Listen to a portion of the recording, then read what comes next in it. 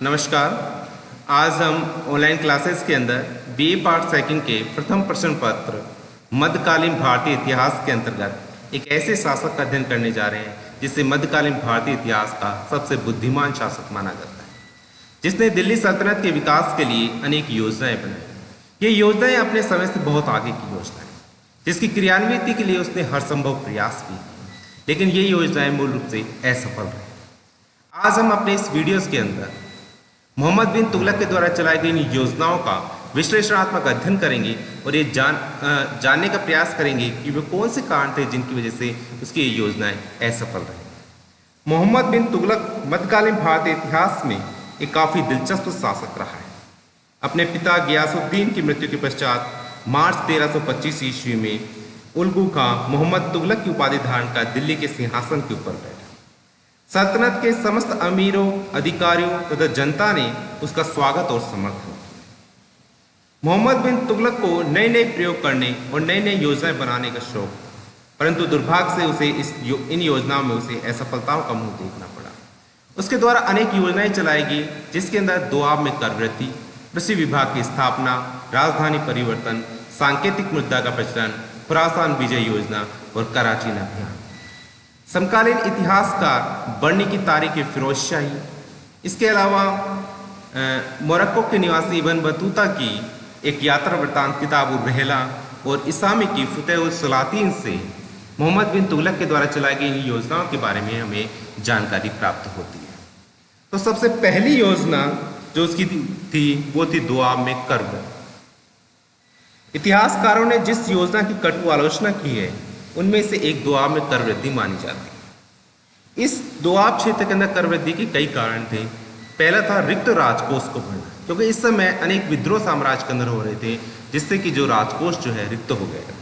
इसके अलावा एक बड़े साम्राज्य की सुरक्षा के लिए सेना की आवश्यकता थी और सेना की शक्ति को बढ़ाने के लिए अतिरिक्त संसाधनों को जुटाना उसका लक्ष्य था। और इस अतिरिक्त संसाधनों के लिए भारत का अंदर दोआब एक ऐसा क्षेत्र था जो बहुत उपजाऊ क्षेत्र था, जो बढ़े हुए कर को सहन कर सकता है।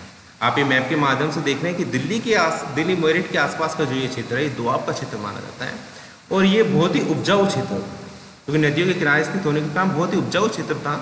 इस वजह से सुल्तान के द्वारा इस क्षेत्र के अंदर कर वृद्धि के जो है प्रयास किए गए। इसके अलावा समकालीन इतिहासकार बर्नी ने भी इस संदर्भ में लिखा है कि वह इस क्षेत्र के लोगों को दंड देना चाहता था।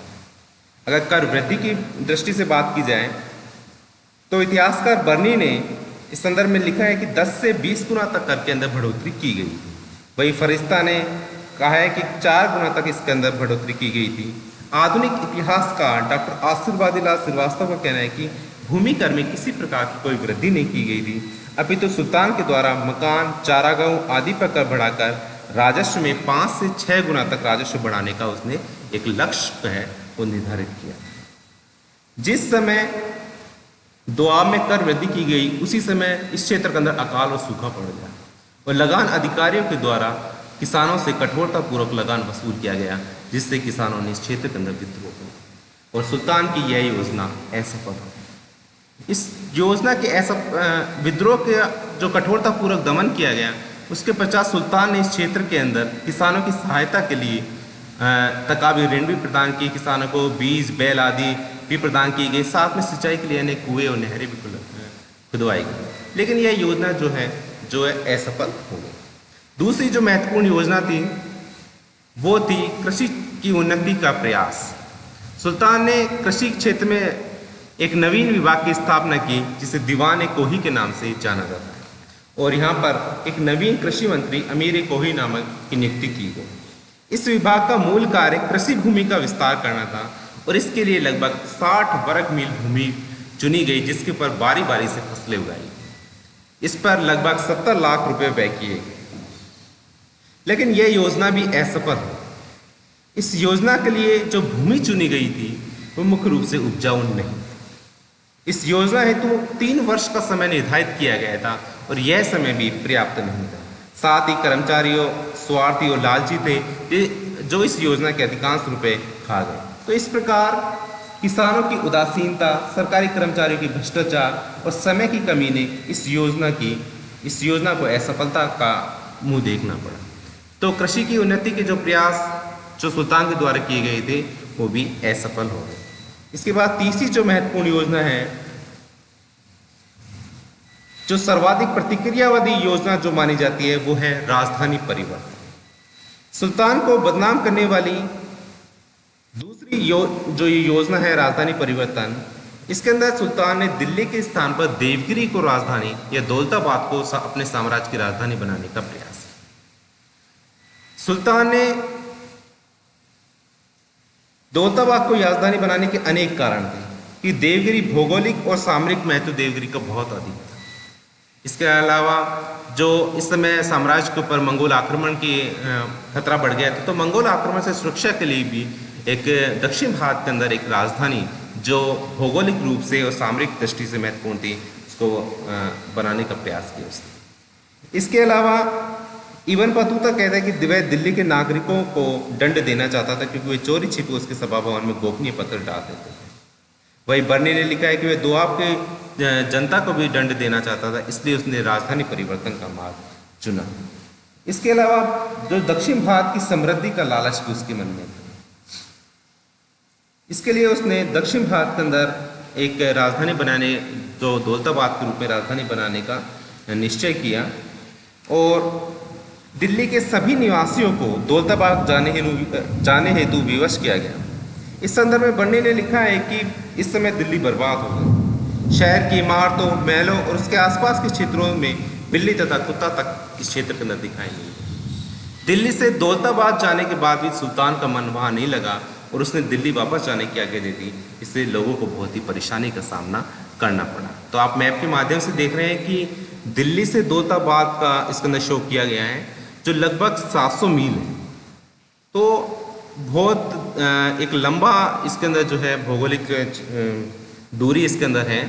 तो जो साम्राज्य की सुरक्षा के दृष्टिकोण से ये राजधानी परिवर्तन का जो निश्चय किया गया था, साथ ही दक्षिण भारत की समृद्धि और नवविजित दक्षिण भारत के अंदर अपने साम्राज्य को स्थायित्व देने के लिए भी ये योजना शुरू की गई थी, लेकिन ये योजना भी असफल रही। इसके बाद जो अगली जो योजना थी वो थी सांकेतिक मुद्रा का प्रचलन। सुल्तान मोहम्मद तुगलक ने सोने व चांदी के सिक्कों के स्थान पर तांबे व पीतल के सिक्के चलाए। इस सांकेतिक मुद्रा प्रचलित करने के अनेक कारण थे, जैसा कि समकालीन इतिहासकार लिखते हैं कि इस समय राजकोष जो है रिक्त हो गया। बनी ने लिखा है कि सुल्तान साम्राज्य विस्तार करना चाहता था और उसके लिए धन की आवश्यकता। वहीं सुल्तान को नए नए प्रयोग करने का भी शौक था। उसके द्वारा अनेक प्रारंभ के अंदर अनेक योजनाएं चलाई गई थी, यद्यपि वे क्रियान्वित नहीं हो सकी थी, लेकिन इसके अलावा भी उसने समय समय पर नए नए प्रयोग किए, जिसके अंदर एक प्रयोग सांकेतिक मुद्रा का चलाना था। यद्यपि भारतवर्ष विश्व के अंदर सांकेतिक मुद्रा का प्रचलन कोई नया नहीं था। इससे पूर्व चीन के कुबलाई खान और ईरान के कैक्थू खान ने भी ऐसा प्रयोग किया था। वहीं इस समय गोल्डन ब्राउन नामक इतिहासकार ने लिखा है कि इस समय चांदी का अभाव हो गया था, जिसके कारण सुल्तान के द्वारा जो है ये सांकेतिक मुद्रा चलाई गई। लेकिन इस समय मोहम्मद तुगलक ने टकसाल के ऊपर केंद्रीय नियंत्रण नहीं लगाया, जिससे यह योजना विफल हो गई और प्रत्येक जो है घर के अंदर भी प्रत्येक हिंदू के घर के अंदर, जैसे कि बने लिखते हैं कि प्रत्येक हिंदू का घर टकसाल बन गया तथा प्रांतों के निवासियों ने अनेक करोड़ों मुद्रा इसके अंदर छाप डाली। वहीं विदेशी लोग भारतीय वस्तु खरीदते समय तांबे के सिक्के तथा बेचते समय सोने और चांदी के सिक्के लेने लगे, जिससे चारों ओर अव्यवस्था फैल गई और अंत में सुल्तान को इस योजना को बंद करना पड़ा और वापस सोने के सिक्के चलाने पड़े। तो इस प्रकार से यही योजना भी उसकी मोहम्मद तुगलक की जो है वो असफल हो गई। इसके अलावा उसने एक खुरासान विजय की योजना भी उसने बनाई। खुरासान के कुछ असंतुष्ट अमीरों ने अपनी स्वार्थ पूर्ति हेतु सुल्तान को खुरासान विजय हेतु आमंत्रित किया और उसने 3,70,000 सैनिकों की एक सेना का गठन किया तथा उन्हें अग्रिम 1 वर्षीय वेतन भी दे दिया गया, परंतु परिस्थितियां अनुकूल न होने के कारण उसे इस योजना को त्याग। खुरासान मूल रूप से अफगानिस्तान के जो क्षेत्र पड़ता है, इसके अंदर जैसे कि आप मैप के माध्यम से देख रहे हैं कि ये क्षेत्र पड़ता है जिसके विजय अभियान के लिए मोहम्मद तुगलक ने प्रयास किया। इसके पश्चात कराचीन अभियान भी उसके द्वारा किया गया। हिमालय की तुरई में स्थित कराचीन की विजय हेतु एक विशाल सेना का गठन किया गया और इसी बीच के अंदर वर्षा ऋतु प्रारंभ हो गई, जिससे शाही सेना को काफी नुकसान हुआ। इस समय सुल्तान ने वहाँ के हिंदू शासक से संधि कर ली और युद्ध का हर्जाना लेकर वह वापस लौट आया। तो इस प्रकार उसने अनेक योजनाएं उसके द्वारा चलाई गई, जिसमें दुआब में कर वृद्धि हुई, राजधानी परिवर्तन हुआ, कृषि के हेतु सुधार कार्य हुए, सांकेतिक मुद्दा का चलाना हुआ, खुरासान विजय अभियान, कराची विजय अभियान, और ये अधिकांश जो ये योजनाएं थी वो असफल रही। सुल्तान के द्वारा ये जो जनकल्याणकारी योजनाएं, कुछ जनकल्याणकारी जो योजनाएं चलाई गई थी, उनकी असफलता के अनेक कारण थे, जिनके अंदर माना जा सकता है कि उसके द्वारा जो दुआब में कर वृद्धि, सांकेतिक मुद्दा का चलाना, राजधानी परिवर्तन आदि उसके विलक्षण दिमाग के ऊपर जो है मानी जाती है। सुल्तान की योजनाओं को व्यवहारिक रूप में परिणित करने में उसका भाग्य ने, प्रकृति ने और दैवीय शक्ति ने भी उसका साथ नहीं दिया और उसके समय में लगभग 10 वर्ष तक का काल पड़ा। सुल्तान हठी तथा उतावलेपन के कारण अपनी योजनाओं को भी पर्याप्त विचार विमर्श नहीं करता था और वह बिना किसी तैयारी की इस योजना को लागू कर देता था, जिसके कारण से भी उसे जो है पराजय का सामना करना पड़ा। वहीं सुल्तान एक निरंकुश शासक था और वह अपने अमीर और उलेमाओं की उपेक्षा करता था। ये भी एक बहुत बड़ा कारण उसके द्वारा रहा है। साथ ही सुल्तान जिन अमीरों के ऊपर अधिक विश्वास करता था, उन्होंने उसके विरुद्ध विद्रोह भी किया। इसके समय साम्राज्य के अंदर लगभग 32 विद्रोह हुए मोहम्मद बिन तुगलक के समय। तो आप देख सकते हैं कि इन योजनाओं का जो प्रतिफल है वो विद्रोह के रूप में हमें भी देखने को मिलता है। सुल्तान राजनीति को धर्म से दूर रखना चाहता था और इसके लिए उसने उलेमा वर्ग की भी उपेक्षा की। इसके अलावा जो सुल्तान के द्वारा जो योजनाएं बनाई गई थी वो समय से बहुत आगे थी, जनता इसको समझ नहीं सकी और उसके द्वारा किसी प्रकार का सहयोग नहीं किया गया।